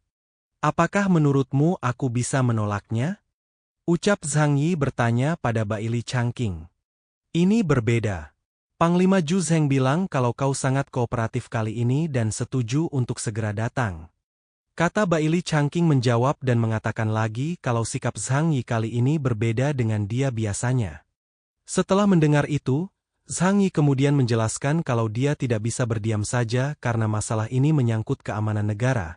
Karena jika dibiarkan bisa saja dia juga dalam bahaya. Ini tidak aneh kan? Bahkan aku tidak bisa lepas dari masalah saat menghadapi invasi musuh asing. Kan? Ucap Zhang Yi setelah menghela napas mendengar perkataan Baili Changqing. Baili yang mendengar itu kemudian membenarkan perkataan Zhang Yi sekaligus membenarkan kalau dia situasi saat ini memang serius. Kau benar, masalah ini memang lebih serius dari yang kita bayangkan. Kata Baili Changqing setelah mengangguk setuju. Mendengar Baili yang mengatakan itu membuat Zhang Yi penasaran, lalu Zhang Yi pun bertanya pada Baili apakah para Ronin Eclipse Moon memang sangat kuat. Apa yang terjadi? Apakah kelompok Eclipse Moon sekuat itu? Mereka mampu memusnahkan 10 pasukan mutan.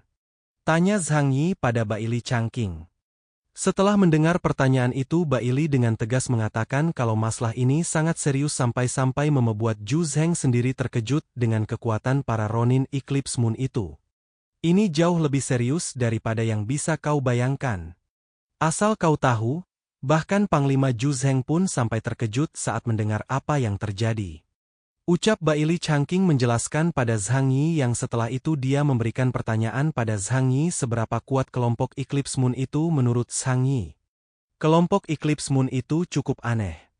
Apa kau tahu berapa lama waktu yang mereka butuhkan untuk memusnahkan 10 pasukan mutan yang kami kirim itu? Tanya Baili Changqing dengan wajah serius. Berapa lama? Tanya Zhang Yi berbalik bertanya pada Baili. 1 jam. Ucap Baili dengan tegas. Jawaban singkat dari Baili itu membuat Zhang Yi sangat terkejut. Karena jika itu benar artinya para Ronin itu sangatlah berbahaya. Apa? 1 jam? Mustahil, sangat tidak mungkin. Ucap Zhang Yi refleks berteriak dengan sangat kencang karena terkejut. Melihat Zhang Yi yang berteriak, Baili dengan cepat langsung menutup mulut Zhang Yi agar apa yang dia katakan tidak terdengar orang banyak padahal di sana tidak ada orang selain mereka. Diam, pelankan suaramu, ayo bicara sambil berjalan, ayo pergi ke klub dan ngobrol dengan santai. Ucap Baili Changqing sambil menutup mulut Zhang Yi. Bukankah seharusnya kau langsung mengantarku menemui Panglima Zhu Zheng? Tanya Zhang Yi pada Baili karena dia datang ke Blizzard karena dipanggil oleh Zhu Zheng. Jadi harusnya Baili langsung membawanya ke Zhu Zheng tapi Baili malah mengajaknya ke tempat lain. Zhu Zheng meminta Baili Changqing untuk menjemputku. Tapi Bailey Changqing mengajakku minum? Ada sesuatu yang sangat salah di sini. Pikir Zhang Yi yang dimerasakan kalau tindakan Bailey ini tidak wajar. Kemudian chapter 538 pun berakhir. Chapter 539. Setelah Zhang Yi di akhir chapter sebelumnya, Zhang Yi merasa aneh karena diajak oleh Bailey untuk pergi ke klub padahal seharusnya Bailey mengajaknya menemui Zhu Zheng. Bailey yang mendengar pertanyaan Zhang Yi di akhir chapter sebelumnya malah menjawab tentang Zhu Zheng yang sangat serius tentang misi kali ini. Jangan khawatir, Panglima Zhu Zheng benar-benar marah kali ini. Dia sudah memanggil semua pakar dari seluruh wilayah Jiangnan. Jadi kita harus menunggu orang-orang berkumpul. Juga perlu berdiskusi dengan manajemen senior lainnya di wilayah tersebut untuk mengadakan pertemuan atau semacamnya. Ucap Bailey sambil merangkul bahu Zhang Yi. Aku tidak tahu detailnya, tapi mungkin saja kali ini akan berhasil. Kamu harus mengerti, aku juga hanyalah seorang prajurit. Kata Bailey lagi menjelaskan pada Zhang Yi kalau informasi yang dia ketahui sangat terbatas karena dirinya hanyalah prajurit dari elit global. Zhang Yi yang memahami maksud perkataan Bailey dan tidak mau ambil pusing kemudian mengajak Bailey untuk segera pergi daripada terus ngebacot di tempat itu. Baiklah, ayo kita berangkat. Ucap Zhang Yi mengajak Bailey untuk langsung pergi ke klub dan mengobrol. Setelah itu Zhang Yi, Bailey dan yang lainnya pun berjalan menuju eskalator untuk meninggalkan stasiun bawah tanah. Sesampainya mereka di depan pintu masuk stasiun bawah tanah, Zhang Yi menyadari kalau status Bailey sebagai kapten tidak bisa menutupi kemampuannya yang lemah dan membuatnya tidak bisa mendapatkan informasi yang penting. Ditambah lagi dia dipandang sebelah mata oleh beberapa orang. Sepertinya kemampuan Bailey Changqing terlalu lemah. Bahkan jika dia menjadi kapten tim Black Robe, dia tidak dianggap oleh beberapa orang. Jika tidak, dia akan menyadari situasi spesifiknya. Pikir Zhang Yi sambil berjalan bersama Bailey dan semua orang untuk pergi menuju klub. Singkat cerita, mereka pun sampai ke klub dan sudah duduk di sofa dalam ruangan klub yang sudah dipesan oleh Bailey. Di sana bahkan sudah ada pelayan yang menunggu mereka untuk membuat pesanan. Setelah beberapa saat mereka duduk, Bailey kemudian memesan minum untuk dirinya dan menanyakan minuman apa yang Zhang Yi dan Liang Yu ingin pesan. 2 botol whisky, Zhang Yi, dan Nona Liang Yu, apa yang ingin kalian minum? Tanya Bailey pada Zhang Yi dan Liang Yu. Setelah itu Zhang Yi memesan minuman yang membuat semua orang selain Hua-Hua dan Liang Yu kaget. Aku mau 2 gelas susu. Ucap Zhang Yi sambil mengacungkan 2 jarinya. Minum susu di klub? Kamu hebat sekali. Ucap Wu Di yang sangat terkejut dengan pilihan minuman Zhang Yi yang memilih susu untuk diminum di dalam klub. Mendengar itu Zhang Yi kemudian memberitahukan alasannya memilih susu daripada minuman beralkohol. Panglima Zhu Zheng biasa saja memanggilku secara tiba-tiba. Apa kau ingin aku menemuinya dalam keadaan mabuk? Ucap Zhang Yi melemparkan pertanyaan. Bailey yang memahami perkataan Zhang Yi kemudian membenarkan alasan logis Zhang. Namun dia memberitahukan pada Zhang Yi kalau di kiamat dunia dengan es di mana-mana ini, membuat minuman beralkohol yang bisa menghangatkan tubuh menjadi hal yang lumrah dikonsumsi di kota Blizzard. Kau benar, tapi kau tidak tahu kalau Panglima Zhu Zheng juga sering minum. Bagaimanapun, cuaca setiap hari selalu dingin, dan anggur putih telah menjadi minuman penting untuk orang-orang. Ucap Bailey menjelaskan. Tepat setelah itu, Liang Yu langsung mengatakan pesanannya. Aku ingin secangkir teh oolong, ucap Liang Yu sambil mengacungkan jari telunjuknya. Karena semua orang sudah menentukan minuman apa yang ingin mereka minum, Bailey pun memerintah pelayan untuk segera menyiapkannya. Itu saja, pergilah dan siapkan. Ucap Bailey yang kemudian dijawab oleh pelayan wanita itu. Baik, ucap pelayan wanita itu yang langsung berjalan keluar ruangan. Setelah itu Bailey kemudian mulai membicarakan tentang keadaan di kota Linhai yang sangat serius. Namun mereka sudah mendapatkan informasi tentang kekuatan kelompok Ronin Eclipse Moon. Dia juga mengatakan tentang kecurigaannya tentang mata-mata secara tidak langsung. Situasi di kota Linhai sangat rumit. Kalau tentang kelompok Eclipse Moon, Kami sebenarnya sudah mengumpulkan beberapa informasi melalui intelijen kami sendiri. Mereka sangat kuat, masing-masing dari mereka adalah mutan tingkat Delta, dan mereka pernah berusaha menguasai daerah Neon Kanto. Bahkan organisasi tertinggi di Kanto, Izumo, tidak bisa menghadapi mereka. Tetapi meski begitu, mustahil bagi mereka untuk menghancurkan 10 pasukan dengan mudah tanpa persiapan apapun. Ucap Bailey menjelaskan. Zhang Yi yang memahami maksud dari perkataan Bailey itu langsung bertanya pada Bailey secara belak-belakan. Apa kau mengatakan kalau ada mata-mata di kota Blizzard? Lalu membocorkan semua rencana kita pada mereka? Tanya Zhang Yi dengan wajah serius. Bailey kemudian memberitahu Zhang Yi kalau itu bisa saja terjadi, tapi keamanan di kota Blizzard terlalu ketat untuk kemungkinan itu, bahkan jika ada. Orang yang membocorkan informasi itu akan segera diketahui. Kemungkinan itu ada, tapi sangat kecil kemungkinannya. Setelah kiamat dunia, untuk mencegah orang Laur menyerang kota Blizzard melalui jaringan informasi, markas besar mengadopsi metode pertahanan informasi yang paling canggih. Pusat Komando adalah salah satu departemen terpenting di Blizzard City. Tingkat keamanannya adalah level S. Tidak ada yang bisa membocorkan informasi dari sana secara diam-diam. Ucap Bailey menjelaskan pada Zhang Yi kalau membocorkan informasi dari dalam itu sangat tidak memungkinkan.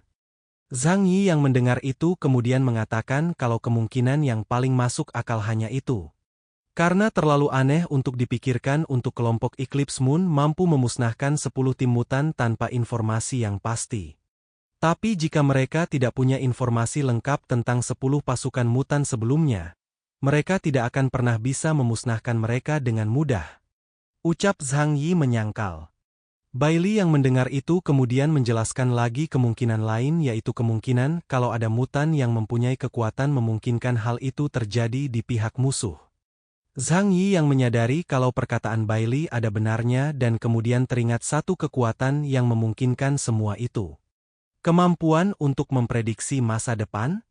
Ucap Zhang Yi dengan mata terbelalak, karena sebelumnya dia juga berada di situasi seperti memprediksi masa depan karena kematiannya di kehidupannya yang lain. Mendengar itu, Bailey Changqing kemudian mengingat kembali Zhang Yi kalau semua itu hanya asumsi, karena jika itu benar mereka mungkin sudah menguasai negara Neon. Ini hanya tebakan, kami belum punya bukti konklusif. Tapi menurutku tidak perlu dibesar-besarkan. Jika mereka benar-benar bisa meramal masa depan, bukankah negara Neon sudah mereka kuasai sejak lama? Ucap Bailey menjelaskan sekaligus bertanya pada Zhang Yi. Zhang Yi yang mendengar itu merasa lega namun di saat yang bersamaan juga merasa kecewa karena informasi yang kota Blizzard punya tidak memuaskannya. Ternyata kemampuan pengumpulan informasi dari intelijen belum memadai. Ucap Zhang Yi setelah menghela napas. Bailey yang tidak terlalu suka dengan perkataan Zhang Yi itu kemudian mengingatkan Zhang Yi kalau informasi itu senagat mahal. Kau tidak bisa mengatakan itu. Kita sudah membayar harga yang mahal untuk memperoleh informasi tentang mereka. Ucap Bailey mengingatkan. Namun tepat setelah itu Zhang Yi langsung menimpali perkataan Bailey. Dengan mengorbankan 10 organisasi mutan. Ucap Zhang Yi dengan wajah datar karena mengetahui kalau misi sebelumnya merupakan umpan meriam, dan karena itulah dia tidak ikut misi itu. Ini. Tidak ada yang bisa kita lakukan. Ucap Bailey sambil menggelengkan kepalanya dan ingin menyangkal perkataan Zhang Yi namun dia sadar, kalau apa yang Zhang Yi katakan adalah fakta yang tidak bisa dia sangkal. Setelah itu Zhang Yi kemudian bertanya pada Bailey tentang kemungkinan adanya mutan di atas kelas Delta di dalam kelompok Eclipse Moon. Ngomong-ngomong, menurutmu apakah ada mutan setingkat Epsilon di antara mereka? Ucap Zhang Yi melemparkan pertanyaan pada Bailey. Kemudian chapter 539 pun berakhir. Chapter 540. Di akhir chapter sebelumnya Zhang Yi menanyakan pada Bailey tentang kemungkinan adanya mutan level Epsilon di dalam kelompok Eclipse Moon. Bailey kemudian mengatakan kalau tidak ada mutan level Epsilon. Dia juga mengatakan pada Zhang Yi tentang video pertarungan para Ronin Eclipse Moon. Tidak. Ada rekaman video medan perang yang dikirimkan kembali, dan kami melihat dengan jelas para Ronin itu beraksi. Ucap Bailey Changqing memberitahu Zhang Yi. Selesai mengatakan itu, Bailey kembali menjelaskan kalau mereka cukup kuat namun tidak setingkat mutan Ipsilon. Meski kekuatan mereka bagus, itu jelas tidak setara dengan Ipsilon. Zhang Yi yang mendengar itu dan mengetahui batas kekuatannya merasa dia bisa saja mengalahkan mereka lalu bertanya. Pada Bailey, apakah mungkin mengalahkan mereka dengan kekuatan orang-orang kota Blizzard? Jika memang begitu, masih ada kemungkinan mengalahkan mereka, ucap Zhang Yi memberitahu Bailey. Setelah mendengar perkataan Zhang Yi, Bailey kemudian menjelaskan kalau dalam misi kali ini Zhang Yi hanya perlu mendukung, kecuali keadaan memaksa baru Zhang Yi diminta bertindak. Karena itu dia meminta Zhang Yi untuk tidak terlalu memikirkannya. Sebenarnya kau tidak perlu terlalu khawatir. Dalam misi ini, kau yang dimobilisasi dari kota lain hanya akan berperan sebagai pembantu. Kalau tim investigasi tidak kekurangan tenaga, kau pun tidak perlu datang. Ucap Bailey yang menyadari Zhang Yi memikirkan misi kali ini terlalu serius. Setelah mendengar Baiki mengatakan itu, Zhang Yi lantas bertanya pada Bailey, apakah Bailey juga akan ikut dalam misi ini? Apa kau ke sana? Tanya Zhang Yi pada Bailey. Mendengar pertanyaan itu, Bailey kemudian mengatakan keadaan dia dan tim Black Robe saat ini. Sebenarnya kami belum pulih dari cedera pada misi terakhir, dan tidak perlu berpartisipasi dalam misi ini. Ucap Bailey memberitahu Zhang Yi kalau dia dan timnya tidak berpartisipasi dalam misi kali ini. Setelah itu dia sekali lagi meyakinkan Zhang Yi untuk tidak khawatir, karena kali ini tim Tianshen yang akan menangani para Ronin Eclipse Moon. Kau tidak perlu khawatir, jika terjadi sesuatu, tim Tianshen akan mengambil alih misi ini. Saat mereka mengambil tindakan, mereka tidak pernah gagal. Ucap Bailey memberitahukan kalau semua Saka baik-baik saja selama ada tim investigasi Tianshe. Tepat setelah Bailey mengatakan itu, tiba-tiba pelayan mengetuk pintu ruangan mereka untuk mengantarkan pesanan. Bailey yang mendengar ketukan itu lalu mempersilahkan pelayan itu masuk. Masuklah, ucap Bailey Changqing menatap ke arah pintu. Karena perkataan Bailey Changqing sebelumnya yang terus membanggakan tim Tianshen, Zhang Yi kemudian mempertanyakan kepercayaan Bailey pada tim Tianshen. Sepertinya kau punya kepercayaan besar terhadap mereka. Ucap Zhang Yi mengomentari pandangan Bailey Changqing tentang tim investigasi Tianshen. Bailey yang mendengar itu kemudian menjelaskan pada Zhang tentang situasi 6 tim investigasi utama kota Blizzard. Meskipun ke-6 tim investigasi tidak mengakui satu sama lain, sulit menentukan siapa yang lebih baik. Namun tim Tianshen adalah tim yang paling banyak menyelesaikan misi, mereka selalu berada di urutan teratas dari ke-6 tim investigasi utama. Ucap Bailey menjelaskan kalau tim Tianshen punya tingkat keberhasilan penyelesaian misi yang tinggi, karena itu dia yakin akan kekuatan mereka. Tepat setelah Bailey mengatakan itu, Wu Di langsung menimpali perkataan Bailey dengan memberitahu kalau kekuatan tim Tianshen itu dikarena kekuatan keluarga Deng. Itu karena keluarga mereka kaya. Ucap Wu Di menimpali. Zhang yang memahami maksud dari perkataan itu melempar pertanyaan, untuk memastikan apa yang dia pikirkan benar.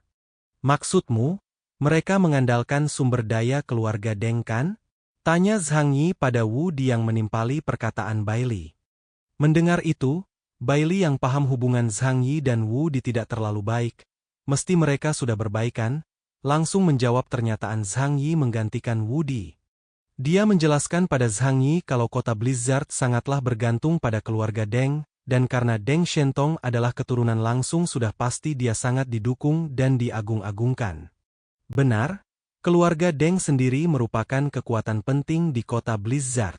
Kota Blizzard sangat bergantung pada mereka untuk teknologi, terutama bioteknologi. Sebagai keturunan langsung dari keluarga Deng, Deng Shentong secara alami menjadi objek untuk menunjukkan kekuatan mereka. Ucap Bailey menjelaskan pada Zhang Yi besarnya pengaruh keluarga Deng di kota Blizzard. Zhang Yi kini menyadari kalau Deng Shentong yang sombong dan narsisnya keterlaluan itu rupanya juga disebabkan oleh pengaruh keluarganya yang berlebihan. Zhang Yi kemudian mengatakan kalau memang seperti itu, bisa saja Deng Shentong suatu hari akan berada di posisi tertinggi di kota Blizzard dengan bantuan keluarga Deng. Mengapa kedengarannya seperti pendewaan? Jika Deng Shentong terus mempertahankan performa seperti ini, dia mungkin akan melampaui 6 tim lainnya di masa depan. Ucap Zhang Yi mengatakan pendapatnya. Zhang Yi bahkan bergumam sendiri tentang kemungkinan kalau Deng Shentong bisa saja menggantikan posisi Zhu Zheng di masa depan. Dia bahkan mungkin menjadi penerus Zhu Zheng. Ucap Zhang Yi bergumam. Bailey yang mendengar itu kemudian mengatakan kalau itu bisa saja terjadi karena kota Blizzard terlalu bergantung pada keluarga Deng. Karena itu bukan tidak mungkin jika keluarga Deng memaafkan itu untuk menjadikan Deng Shentong sebagai kandidat panglima sebagai bayaran untuk bantuan keluarga Deng pada kota Blizzard. Kota Blizzard sangat bergantung pada keluarga Deng. Meskipun Panglima Zhu Zheng adalah panglima tertinggi kota Blizzard, dia juga perlu memberikan sedikit muka kepada kepala keluarga Deng.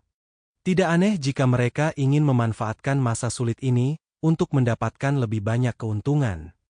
Ucap Bailey dengan wajah serius.